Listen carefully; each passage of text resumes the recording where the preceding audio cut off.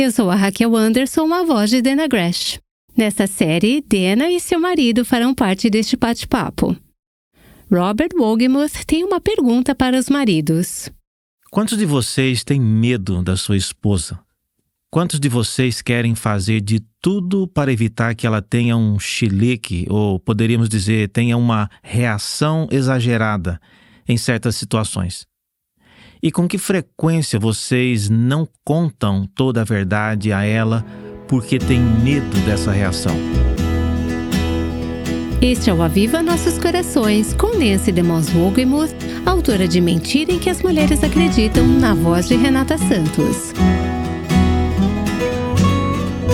O Aviva Nossos Corações é um programa para mulheres, mas hoje vamos ouvir alguns homens por várias razões. Primeiro, sabemos que alguns homens ouvem o programa. E em segundo lugar, quanto mais aprendemos sobre como nossos maridos e irmãos pensam, melhor podemos orar por eles, ajudá-los e apoiá-los. Nancy, você está casada há quase 7 anos agora. Muito tempo. Você conseguiu entender seu marido? Totalmente. Que ótimo! Só que não. Alguma mulher consegue? Isso é o que estou me perguntando, porque estou casada há mais de 30 anos e ainda estou tentando entender o meu homem. Mas isso é uma coisa boa. É o mistério do casamento. É uma coisa boa. Mas sabe o que foi muito útil para mim? Mentira em que os homens acreditam. Ajudando você a entender melhor o seu marido. Na verdade, essa é uma das razões pelas quais estamos falando sobre isso hoje no Aviva Nossos Corações. Eu li Mentira em que os homens acreditam, e eu não sou um homem, mas consegui entender muito sobre meu marido Bob. Tive a mesma experiência enquanto estava ao lado de Robert. Eu estava escrevendo a revisão de Mentiras em que as Mulheres Acreditam durante o verão, enquanto ele escrevia Mentiras em que os Homens Acreditam. Estávamos sentados na nossa varanda escrevendo mentiras juntos. E tive a alegria de trocar ideias com ele. Foi tão doce para mim, como uma esposa relativamente nova, pensar: ah, isso faz sentido. Sim, e entender melhor as lutas que os homens têm. Nós temos as nossas próprias lutas, mas os homens lidam com algumas coisas que são únicas ao sexo masculino. Há algumas mentiras que são muito neutras em relação ao gênero, mas há também algumas que são específicas de gênero. Estou tão grata que em Mentiras em que os Homens Acreditam, Robert desvendou a verdade para os homens e também ajudou as mulheres a entenderem melhor os homens. Exatamente. Eu tenho que dizer que, em 34 anos de casamento, um dos momentos mais importantes de compreensão do meu marido veio quando eu estava lendo Mentira em que os Homens Acreditam, logo depois de ser lançado. Vou te contar qual foi esse momento em apenas 1 minuto.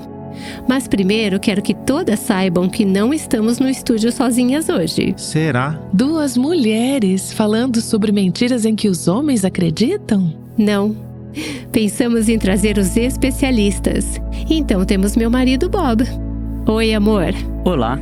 E temos o autor de Mentira em que os Homens Acreditam. Ah, sim. Rufem os tambores. Robert. Você esteve viajando por alguns dias. Sim, estava. Então estou feliz em tê-lo no estúdio esta tarde. Convidamos não somente as mulheres a ouvirem o episódio de hoje, mas também seus maridos, porque essa é uma ótima conversa para maridos e esposas ouvirem juntos. Veja bem, esse tópico não é apenas para homens casados, não é apenas para mulheres casadas, porque, como mulheres, estamos sempre em volta de homens e vice-versa. Todos precisamos nos entender. Mas se os casais pudessem se juntar a nós ao redor desta mesa, para esta conversa, seria ótimo.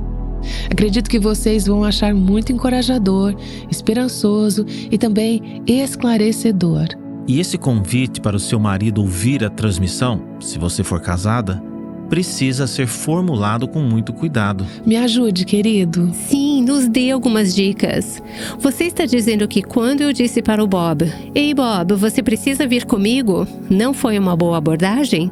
Isso não é uma punição. Ele não perdeu uma aposta e agora precisa pagar por isso. É como o livro. não dê para ele ler, certo? O que você faz é dizer, querido, ou o termo que você usar para o seu marido. Estou ouvindo a Viva Nossos Corações e a Nancy e a Dana têm seus maridos no estúdio. É muito importante para mim que você ouça esse bate-papo comigo. Então, ela está usando alguns cupons, certo? Ela está usando algumas palavras-chave em seu relacionamento. É importante para mim, ela está dizendo ao marido, que você se junte a mim nesta conversa.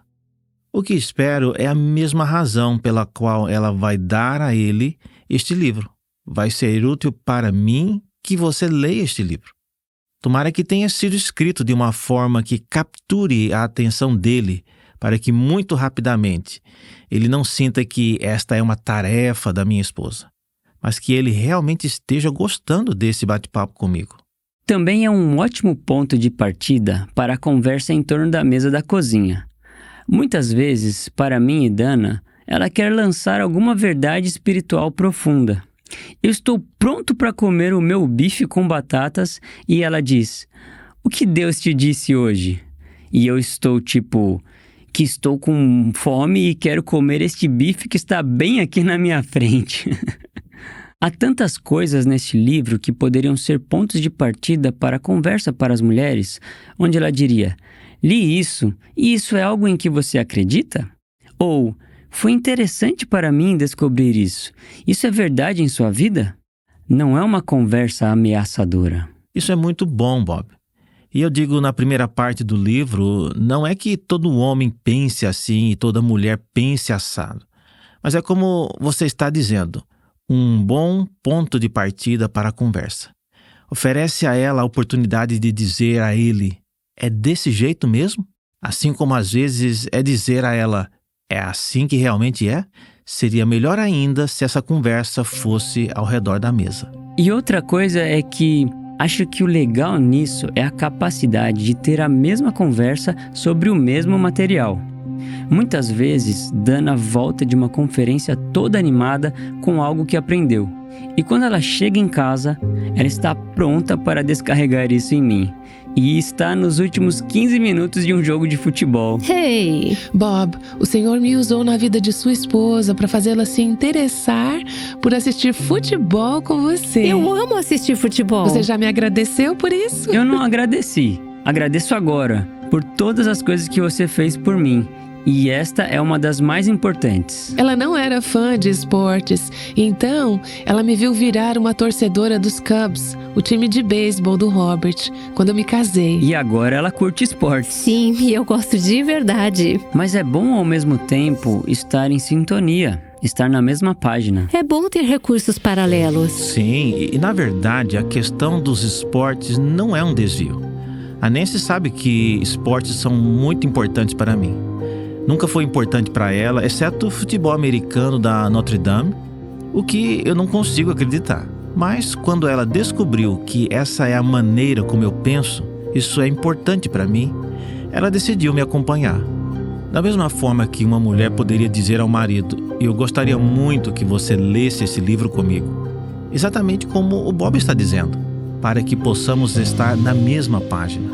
É como assistir ao mesmo jogo lado a lado. E você está comentando sobre aquela grande jogada, ou o lance, ou o que quer que seja. É assim que este livro, eu acho, pode ajudar a começar uma conversa entre marido e esposa. Porque pensamos e nos comunicamos de maneiras diferentes, como você descreveu tão eloquentemente ontem no programa quando voltamos ao Jardim do Éden. Analisamos Adão e Eva e como eles abordaram toda a tentação daquela árvore de maneira diferente e como pensavam de forma diferente.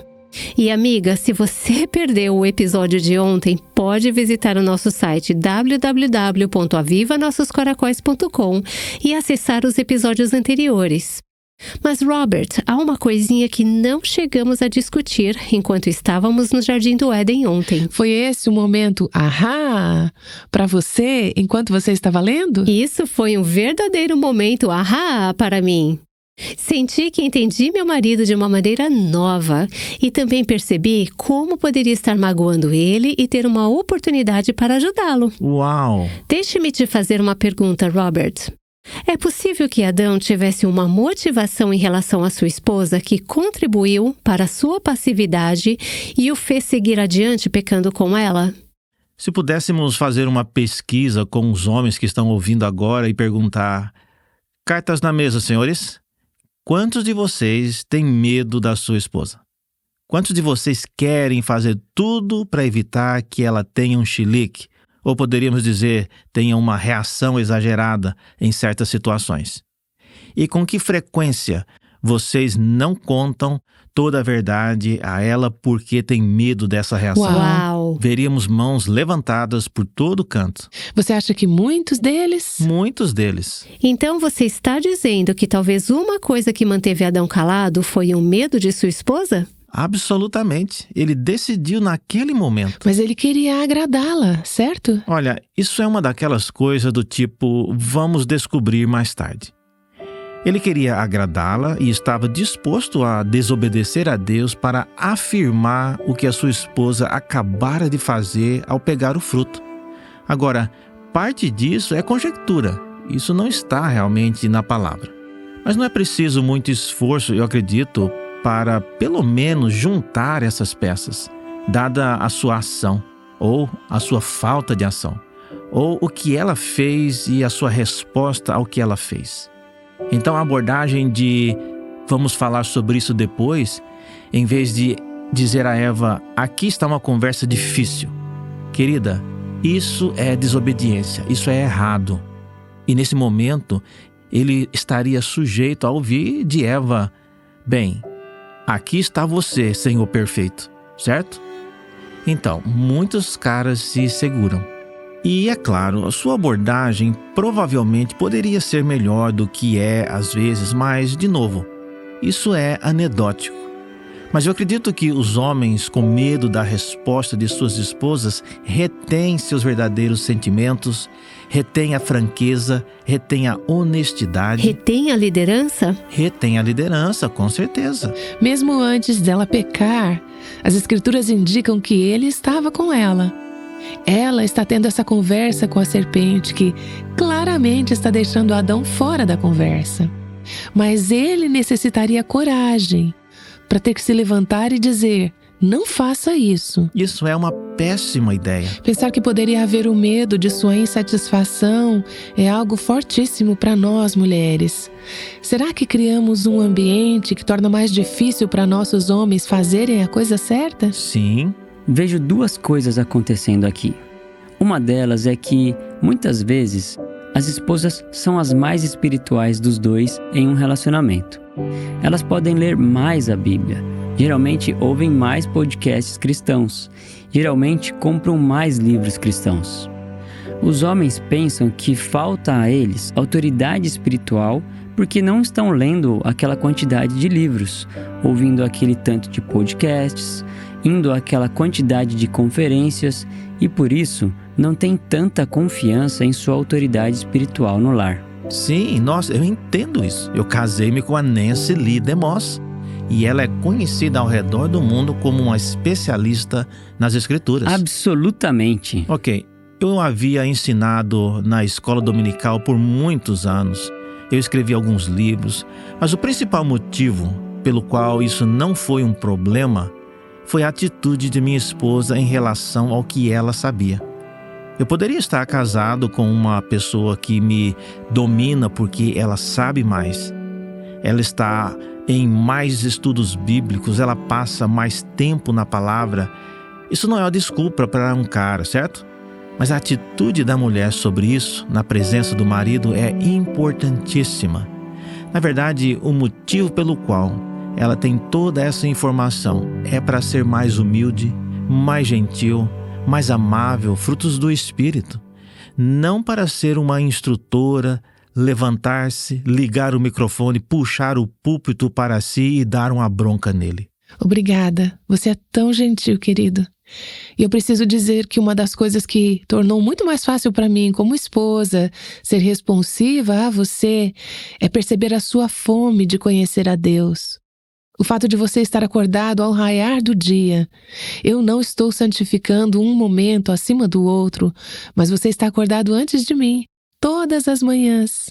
Você começa o seu dia na palavra, você me manda mensagens sobre o que está aprendendo na palavra de Deus logo cedo. Você faz isso de uma maneira tranquila, você não se vangloria disso, você não faz um grande alarde. Eu desci algumas vezes mais cedo do que o normal e me deparei com você de joelhos orando. Eu sei que é assim que você está começando o seu dia. E essas coisas são formidáveis. Não é que nenhum de nós saiba tudo o que há para saber. Quer dizer, ambos desejamos saber muito mais sobre a Bíblia, mas ter um marido que você sabe que quer conhecer a Deus e que quer conhecer a sua palavra, isso é uma coisa formidável. E eu vou te contar outra coisa que me faz querer afirmar e encorajar a sua liderança. É o fato de você simplesmente pegar a minha mão e começar a orar. E para nós é o começo e o fim de cada dia, mas poderia ser a qualquer momento. Não são orações teológicas longas e profundas. À noite você está caindo de sono e é um exercício de autodisciplina conseguir fazer essa oração às vezes, porque você está tão cansado. Mas você para e ora por nossa família, você ora por mim. Você ora por mim de manhã ao levantar para o seu momento devocional. Quando eu mal estou acordada, você pega a minha mão e ora pela plenitude do Espírito Santo e pela bênção de Deus sobre mim e agradece ao Senhor por sua esposa preciosa. E essas pequenas coisas, não é nada do outro mundo. Você poderia ficar intimidado, como eu acho que alguns homens talvez fiquem, mas eu sou tão agradecida por você estar disposto a se levantar, e isso me faz querer honrar e respeitar e exaltar você ainda mais. Uau! Bem, com todo respeito à minha preciosa esposa, que é conhecida em todo o mundo como uma professora de Bíblia, eu temo a Deus mais do que eu temo você. Uau! E o que eu acabei de falar, existe o temor do homem em relação à reação exagerada de sua esposa em certas coisas, ou como ela receberá essa mensagem. Mas tem que existir um temor maior, um temor supremo, aquele que eu não me atrevo. Eu passo pelo meu escritório todas as manhãs e sei que o Senhor está lá me esperando. Eu o respeito demais para continuar andando. Isso é uma decisão. Se eu estou tomando um café com o seu marido, estou dizendo, tome uma decisão. Toda mudança de vida começa com uma única decisão que continua hoje e depois de amanhã e no dia seguinte. Então você decide. Estou olhando nos olhos do seu marido, suplicando com ele, dizendo, vamos tomar uma decisão. Não é nada do outro mundo, como você disse. Esta é uma decisão que você pode tomar, a qual impactará tudo. Então, mais uma vez, eu te amo, eu te admiro e eu te respeito, mas eu temo a Deus mais do que eu temo você. E eu amo isso. Nancy, você fala sobre essa coisa do horário da escuridão. As pessoas pegam no meu pé, como você sabe, tipo, eu vou dormir mais cedo do que a maioria dos mortais. A verdade é que essa coisa da madrugada é uma confissão. Não se trata de eu me orgulhar disso, é uma confissão. Que tipo de confissão é essa? É uma confissão de que eu sei que as rodas vão sair dos trilhos da minha vida se eu não fizer isso. Vários anos atrás eu fui ao torneio de golfe Arnold Palmer Invitational e costumava se chamar Bay Hill. Não ficava longe da minha casa em Orlando, na Flórida. Tiger Woods teve seu pior desempenho no Bay Hill, o clube onde ocorre o torneio. Foi a pior performance dele. E em um sábado, eu estava lá com o meu sobrinho e decidimos dar uma volta depois. E enquanto dirigíamos por alguns bairros, conseguimos entrar no bairro do Tiger Woods e passamos por lá. Nos fundos do bairro havia um campo de golfe e lá estava um homem de pé no tee box desse campo de golfe. E um carro estava estacionado atrás dele com os faróis ligados. Era o Tiger Woods. Passamos por lá, era ele. Ele estava lá, arremessando as bolas de golfe, uma após a outra. Seu bom amigo e vizinho Mark O'Meara estava na frente dele observando o seu swing. Pensei comigo mesmo, Tiger Woods teve um dia difícil hoje. E o que ele fez? Ele saiu e praticou o seu swing centenas de vezes. O horário da madrugada para mim é Tiger Woods. Depois de ter uma rodada ruim, de pé no tee box do campo de torneio, batendo bolas de golfe, tentando acertar. Então, o horário da madrugada para mim é uma confissão. Eu não me gabo disso. Eu sou um homem pecador e eu sei disso. E se eu não tiver essa disciplina, sei que corro um grande risco de meter os pés pelas mãos. Talvez você esteja ouvindo e pensando: nossa, meu casamento não se parece em nada com o de Nancy e Robert. Eu diria a você que Bob e eu provavelmente cairíamos nessa mesma categoria. Estamos crescendo, estamos aprendendo. Acho que é por isso que mentira em que os homens acreditam foi tão poderoso na minha vida como mulher. Eu vi duas coisas. Em primeiro lugar, Bob realmente me valoriza e valoriza o relacionamento comigo. Mas às vezes a maneira como estou interagindo com ele o deixa com medo de liderar. E eu sinto muito, Bob, porque eu sei que é verdade. E talvez você esteja ouvindo, e isso soe como seu casamento. Sabe de uma coisa? Pause agora. Pause o programa agora e peça desculpas ao seu marido. Deixe ele liderar um pouco. Deixa eu compartilhar o que acontece em nosso casamento. Às vezes temos que parar, fazer uma pausa e dizer: olha, nós estamos gravando um podcast aqui. Nós estamos escrevendo um livro. Isso é vida. Robert veio ao meu escritório na outra noite e tínhamos tido um mal-entendido sobre algo. Eu esqueci do que se tratava agora. E dentro de minutos ele estava se ajoelhando ao lado na minha cadeira no escritório dizendo: eu não me comuniquei direito. Não fui gentil, não estava certo. Por favor, me perdoe.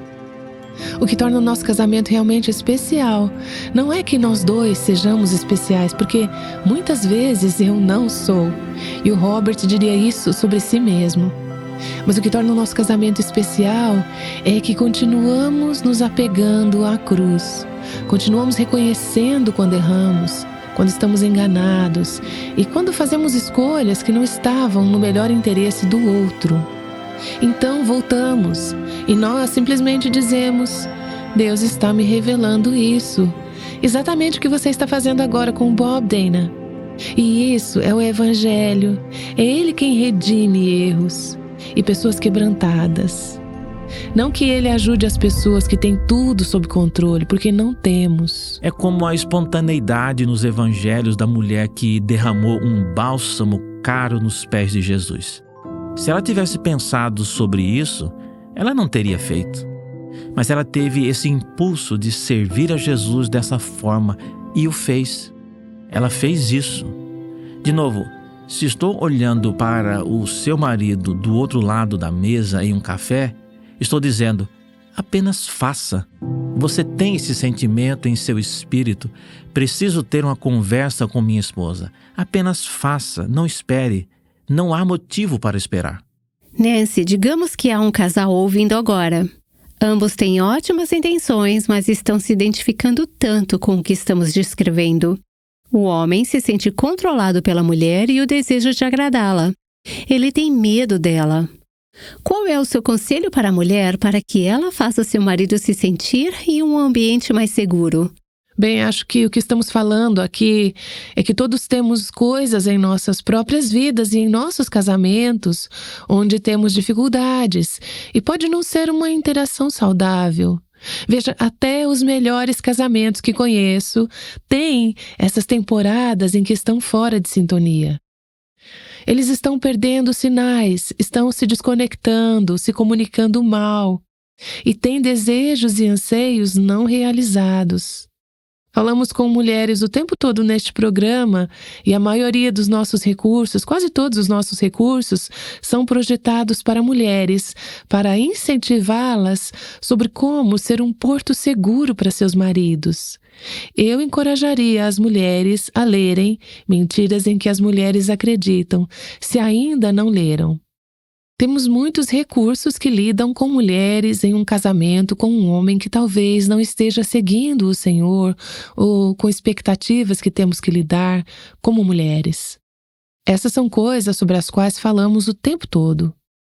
Mas enquanto temos os nossos maridos aqui hoje, eu acho que é uma ótima oportunidade para vocês, Robert e Bob, terem a chance de falar palavras de esperança e encorajamento para os homens que sentem que não conseguem corresponder, que se sentem controlados, ou seja lá o que for.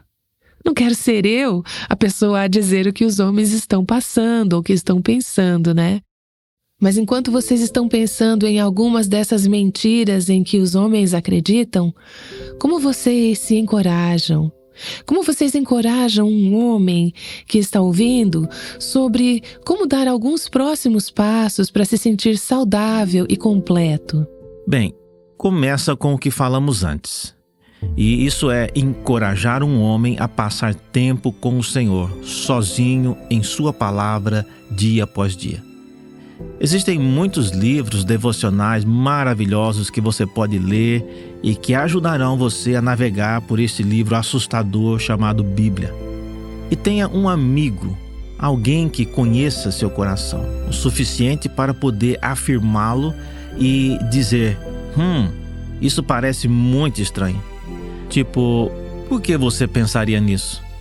Alguém que te ama o suficiente para poder falar assim. Depois, claro, ir à igreja é fundamental. É lá que estão as pessoas que podem te amar de graça.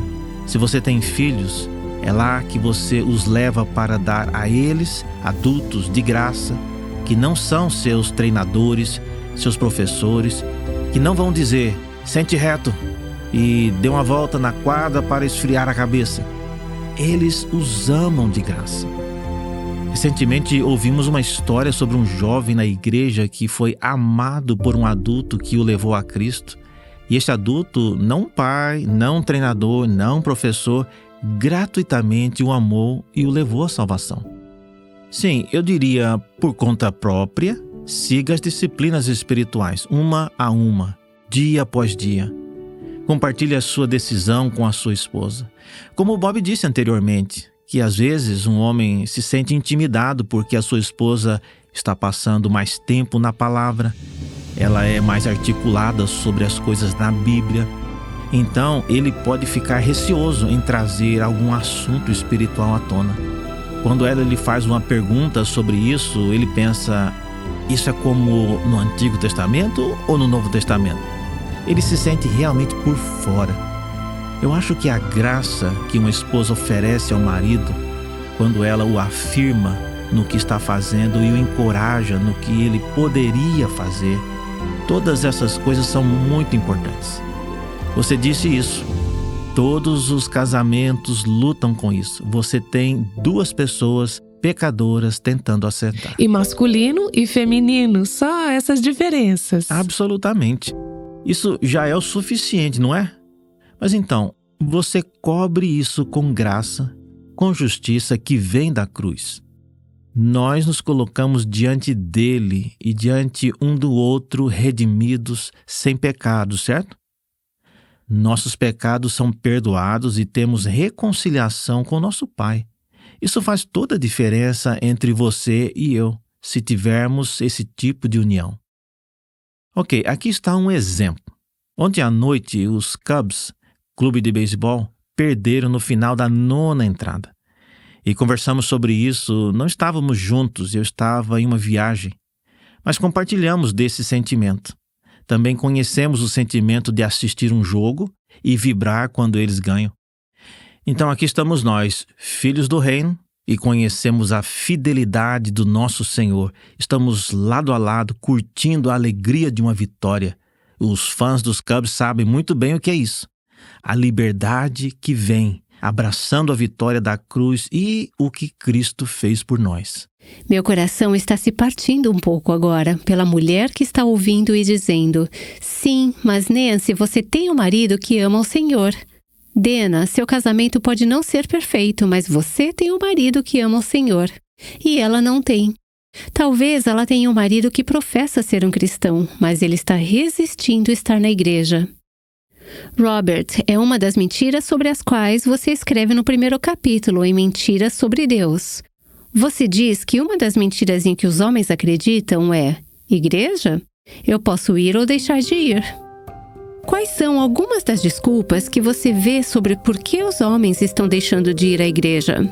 Fale para a mulher que agora está dizendo: uau, eu realmente gostaria que meu marido viesse à igreja comigo. Eu diria à esposa: use declarações com eu. Não use declarações com você sobre por que algo é importante para você. Expresse os seus sentimentos. Mas seja cuidadosa, seja gentil, seja persuasiva e não seja absoluta. Quantas histórias você conhece, querida, de mulheres que foram persistentemente fiéis orando por seus maridos? Mas pacientes, esperando no Senhor. Humildes, pacientes, vivendo o fruto do Espírito. Dê-lhe algo que ele queira. Não obrigue a algo que ele deveria fazer. Há uma grande diferença entre esses dois. E o Senhor sabe. O Senhor não diz: olha só, esse relacionamento está me surpreendendo. Ele está no controle e cumpre os seus propósitos em nossas vidas. Nós não sabemos porquê necessariamente. Não precisamos saber o porquê. Apenas confiamos nele. Mas diga amorosamente ao seu marido: significaria muito para mim. E escolha algumas razões. Quero dizer, tenha cuidado em se expressar com sinceridade e responsabilidade, certo? Talvez tenha alguma programação especial acontecendo e você gostaria que ele fizesse parte. Os netos estão cantando. Os netos estão cantando. Você não vê isso com frequência na igreja, não é mesmo? Isso é algo bom. Eu aprecio quando a igreja está cheia de maridos e esposas orgulhosos enquanto seus filhos ou netos se apresentam. É uma excelente razão para estar atento, pois significa que teremos muitos visitantes.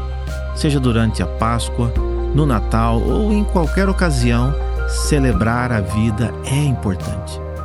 Dê ao seu marido uma razão pela qual ele realmente gostaria de ter para si mesmo. Eu também diria para usar um amigo confiável. Muitas coisas acontecem em comunidade, então pedir a um amigo mútuo: ei, você poderia chamar meu marido? Você poderia convidá-lo para um evento? Vocês poderiam ir jogar boliche? Vocês poderiam fazer algo não relacionado à igreja, até ele construir uma amizade onde ele possa ser convidado para a igreja? Porque às vezes a esposa não está na melhor posição para alcançar esse objetivo. Certo. É como para a Dana e eu.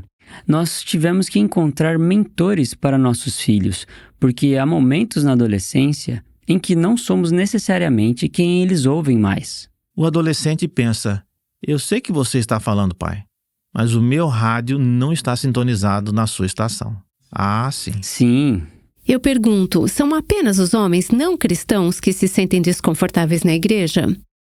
Minha experiência é que estou aconselhando mulheres cristãs com maridos cristãos que estão dizendo: eu sou cristão, eu amo a Deus, eu quero ser o líder cristão da minha casa, mas não estou me conectando na igreja. Então eu vou desistir. É por isso que eu posso ser o verdadeiro estranho aqui, porque não sou um escritor. Acho que posso estar conectado um pouco diferente de vocês, porque me sinto completamente fora do lugar em alguns momentos, porque não acho que me identifico. Meu coração está preocupado com os homens que são como eu, dizendo: ok, eu não levanto. Acho que é antes do raiar do sol, na verdade, para você, Robert. Bem cedinho. Exato. Eu sou um cara que às vezes pensa que a igreja, o culto tradicional, é muito feminino. Nós cantamos e então sentamos para ouvir. Não há interatividade. Então eu passo 1h30 realmente tendo que me esforçar para estar engajado.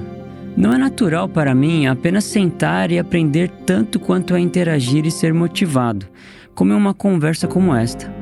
Isso me torna realmente menos espiritual? Não, entendo perfeitamente. Sabe, Bob, eu tenho observado você ao longo dos anos, você e Dana, em sua jornada pessoal, na jornada como casal. Tenho visto você se apoiar na comunidade e precisar de outros homens e pastores sábios e de sua esposa. Há algo importante sobre a necessidade. Há algo, mesmo para todos nós, sobre falha, vazio, solidão ou simplesmente necessidade. Deus cria em nossos corações esse vácuo que nos pressiona a perceber que precisamos do corpo de Cristo. Eu não acho que ir ao culto seja a questão principal para a esposa cujo marido não está lá. É orar para que Deus crie em ambos um amor maior por Cristo, um amor pelo seu povo, um senso de que precisamos do povo de Deus. Não fomos feitos para sobreviver sozinhos. Então, como mulher, acho que não podemos fazer do sintoma superficial a questão principal, mas sim dizer o que Deus está fazendo em um nível mais profundo. E o que Ele quer fazer em mim que criaria uma maior fome e sede no coração do meu marido? Eu quero reiterar que é importante ir à igreja. E eu gosto de ir à igreja. Eu gosto dos relacionamentos na igreja. Há coisas diferentes que eu obtenho na igreja.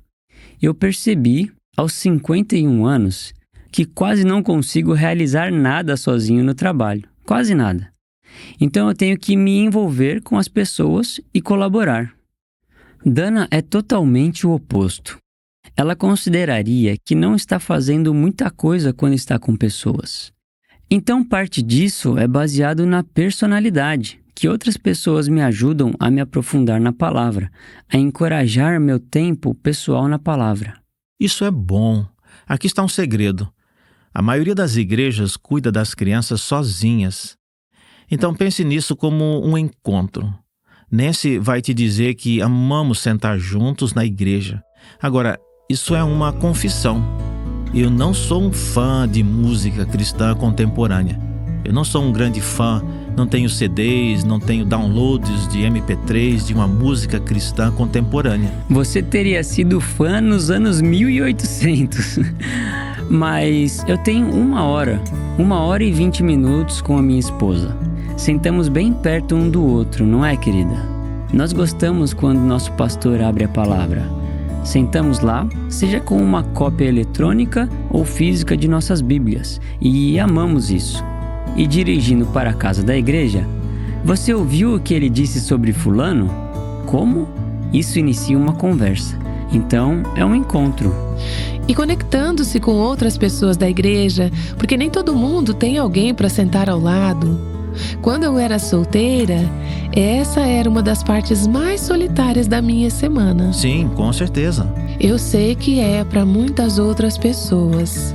Então, quando estamos lá, estamos nos conectando com pessoas que são estudantes universitários e viúvos e casais mais velhos e não casais. Chamamos de nosso ministério no corredor. Mas estamos fazendo isso juntos, estamos orando junto com pessoas que expressam uma necessidade. Estamos recebendo, mas também estamos sendo derramados para os outros. Quanto mais faço isso com você, mais razão me dá para ir à igreja. Robert, vamos encerrar este programa de hoje trazendo um pouco de esperança para a mulher de hoje que acredita que seu marido vai querer ir à igreja com ela, que está acreditando que seu marido pode se tornar um cristão, porque ele ainda não conhece o Senhor. Você poderia orar por essa mulher que se sente um pouco solitária a partir dessa conversa que estamos tendo agora? Sim, com prazer. Pai, oro por algum homem que pode estar ouvindo agora, cujo único motivo em ouvir este podcast é que a sua esposa disse: isso será muito importante para mim, então você faria isso? E talvez sua mente tenha vagado, ou ele tenha pego o celular, ou esteja mandando mensagem para alguém. Eu oro por ele agora. Oro para que, por um milagre do Espírito Santo, minha voz tenha a chance de comunicar-se com o seu coração. Oro para que o Senhor dê a ele, esse homem, esse amigo meu que ainda não conheci, a coragem de fazer isso, de dar um passo à frente. Mesmo que seja por um motivo questionável agora, que em breve ele entenda a alegria da qual Bob estava falando agora, de dizer sim, ir à igreja e sentar com outros cristãos, esbarrar com caras que ele pode conhecer do trabalho ou dos jogos de bola de seus filhos, quando eles sentam perto um do outro nas arquibancadas.